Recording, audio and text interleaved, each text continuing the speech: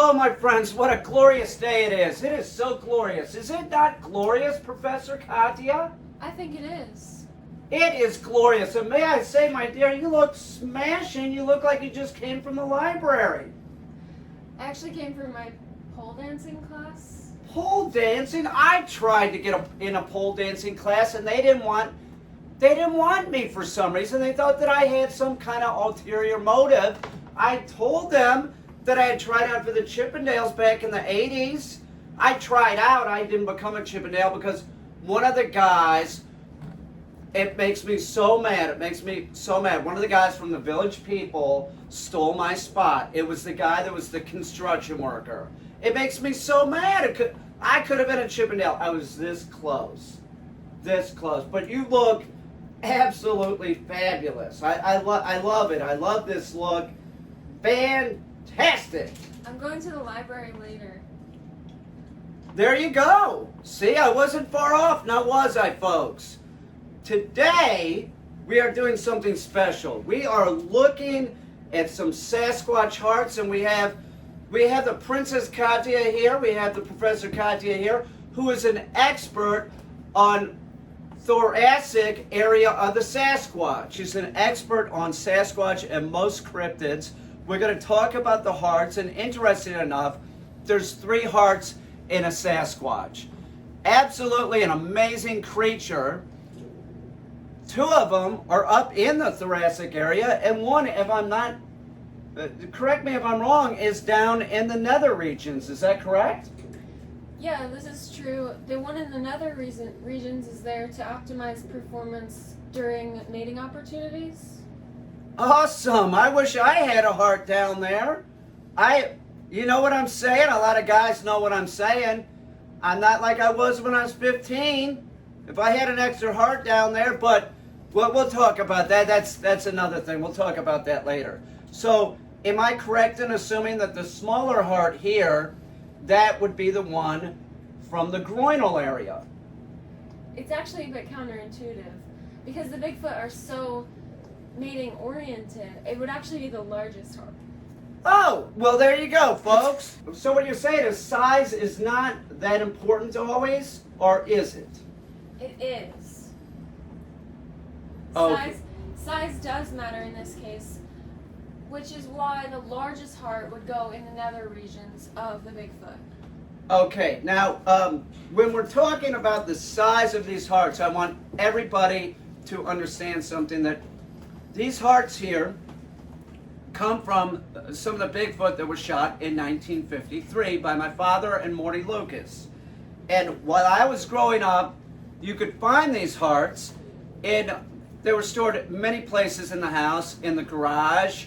They were I'd go into the garage to get the lawnmower out to cut the lawn, and there would be Bigfoot body parts in jars of formaldehyde. Now that's how these were. They were in jars of formaldehyde, and then in the late 70s, my father took them out of the jars because it was a fire hazard. And what he did was, after they were out of the jars, he dried them out. These are dried out. He used some kind of dehydrating process. I believe that they're freeze dried, to tell you the truth, because that's exactly how they look. But when they were freeze dried, or whatever process he used, they have shrunk quite a bit. So the large one, and keep in mind, when I was a kid, I remember, you know how everything looks bigger when you're young, like you notice things are bigger when you're young. Maybe it wasn't quite as big as I imagined, but there was some shrinkage, and everybody knows about shrinkage. It can happen. So these were larger, but they're still intact, and they're still fine specimens that have traveled the country far and wide. These have also traveled to Japan, have been studied at the University of Tokyo. They've been studied at Oxford, and right in our home territory up there at Cornell University. The cryptozoology department has looked at these several times. They've been all over the United States, and is undoubtedly, this is absolutely, these are Sasquatch hearts. Is that correct? Unequivocally. There you go. Now, the princess, the professor here, Princess Professor Katya, she is an expert on these, and maybe you can point out some of the finer features of these absolutely beautiful specimens. Well, surely.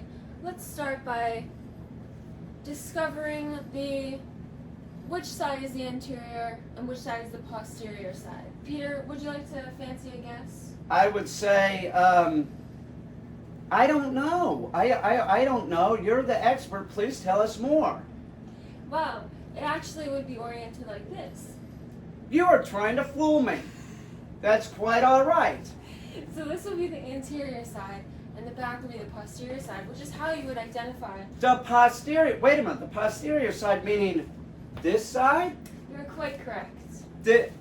This side, that's what she's talking about. Tell us more. So now, as the Bigfoot would have it, the right ventricle would be on the right side of the Bigfoot's body, and the left ventricle would be on the left side of the Bigfoot's body.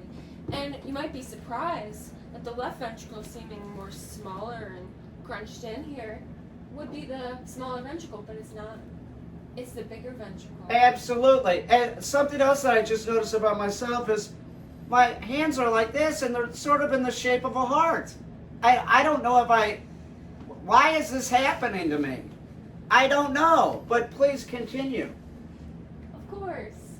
So the left ventricle being the larger one and the more thicker muscular one, the muscles of the left ventricle are extremely strong in order for the heart to pump blood through the entire body, right? Out of the aorta, as we all know, because the aorta is the largest blood vessel in the body.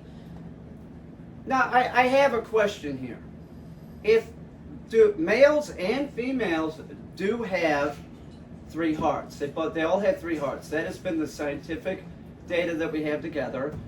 Does the heart from the nether regions on the female, does that act in the same way like during estrus? Does it cause the female genitalia to increase in size and act a certain way? Brilliant question. And you are quite right. It does act in the same way. So the large heart in the nether regions of the female Bigfoot will allow the labias of the female Bigfoot to enlarge, just as the male Bigfoot would also enlarge. The female Bigfoot's labias would enlarge and nearly drag on the ground. This is correct. I have found these in the woods when I've been walking. We refer to it as a Bigfoot snail trail. Yes. And once the female Bigfoot goes into estrus, the female, can I say the V word? I'm not going to say it because I'm not so sure that it's, can I say that on? Well, the female genitalia. Let's just use that word. The labia minora and the labia majora. Okay? It engulfs with blood and starts draping down, and the female Sasquatch will walk through the woods dragging it, leaving that snail trail of scent so that when the males smell it, they follow that trail. And what happens then? Just like if you're in Wegmans, say you're in Wegmans and you're with a real hot woman, and somebody's looking at your real hot woman, occasionally problems are, they arise, and well, they do arise, but you have to protect your territory. That's my woman. Things like that happen in the wild too. Is that correct, Professor? Oh, yes. Yes, it does. You would not want to interrupt a Bigfoot mating quarrel. You absolutely would not want to. And it happens all the time. And you will hear this out in the woods. You will hear them fighting, and there's get out of there. Absolutely get out of there. It's like two dogs in a fight. You don't want to break them up because you might get bit. But in this case, it's a Sasquatch. Worse things can happen. Much worse things can happen. Indeed. Listen to the Princess Professor Katya. She is great. I have to tell you, my dear, that You are absolutely the princess of the Bigfoot world. You are. I'm sorry. I get a little carried away when the professor comes here. I'm sorry. I'm probably making you feel uncomfortable. Me uncomfortable? Absolutely not. Oh, well then, I'm a okay. professor. I'm used to being in front of pressure.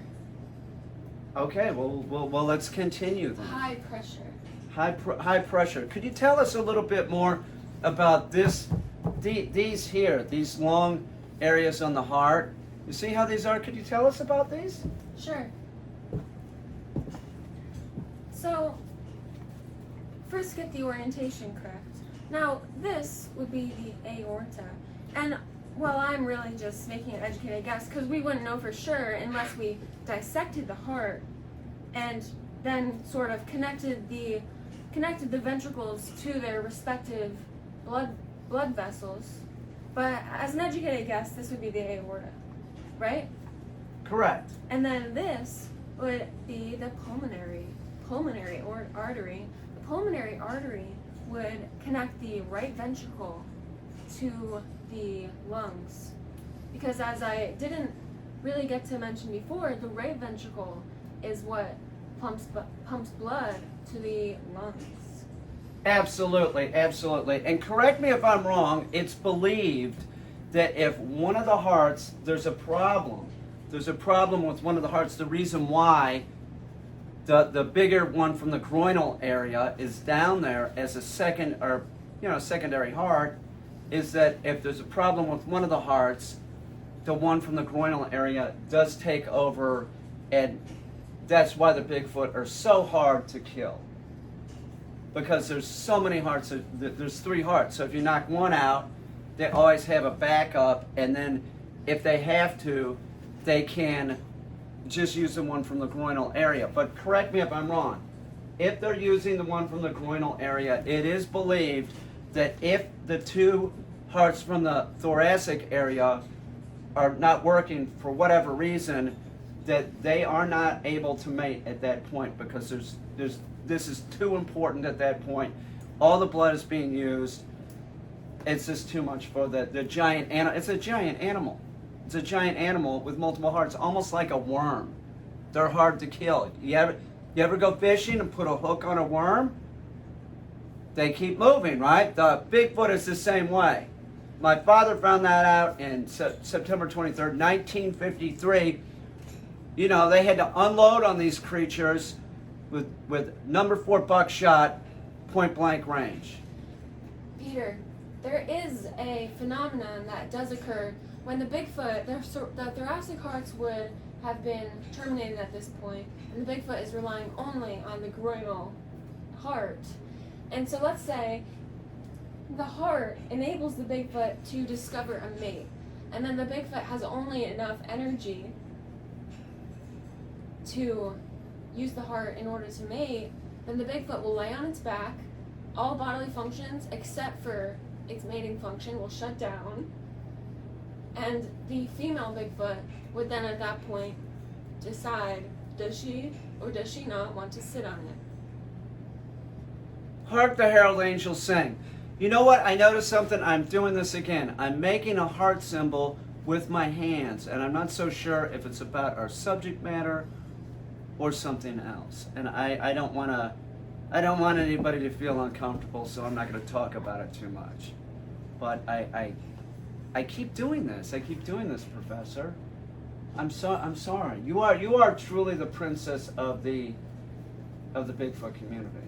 You are a credit, and we love having you around. Now, something else that has been discovered in some laboratory situations is a fascinating thing about the hearts, and that is that for some reason, if you blow in the are these ventricles? Is that what this is called? Indeed.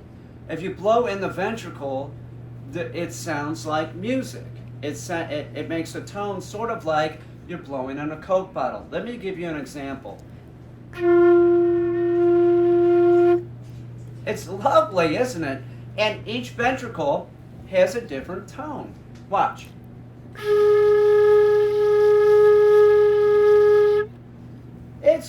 great. I love this. This is the Bigfoot is magical, even when they've expired. They're still full of magic.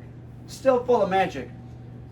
Would you like to pick one up and maybe play a tune with me? I don't know. I've never jammed with the professor, but maybe we will. Well, let's just go for it. Let's just put a little song together, a little ditty, as they say, and let's see how it sounds. You ready? I'm ready. Let's do it. Let's do it. Okay.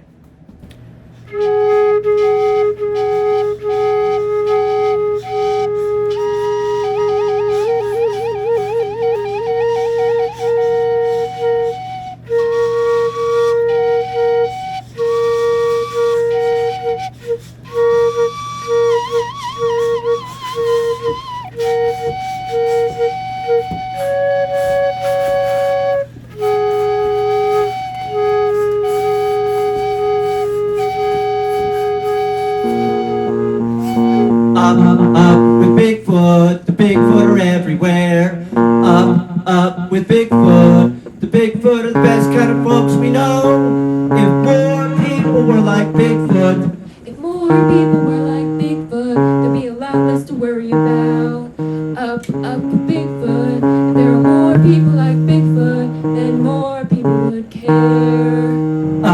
up with Bigfoot, the Bigfoot are everywhere. If more people were like Bigfoot, there a lot more people would care.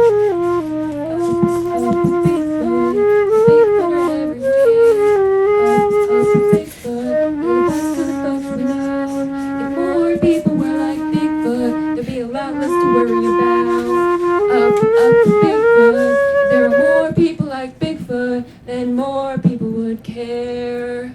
Up with Bigfoot, the Bigfoot are everywhere.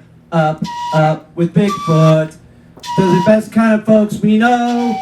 If more people were like Bigfoot, there would be a lot less to worry about. Up with Bigfoot, the Bigfoot are everywhere. If more people were like Bigfoot, there'd be a lot more people that would care.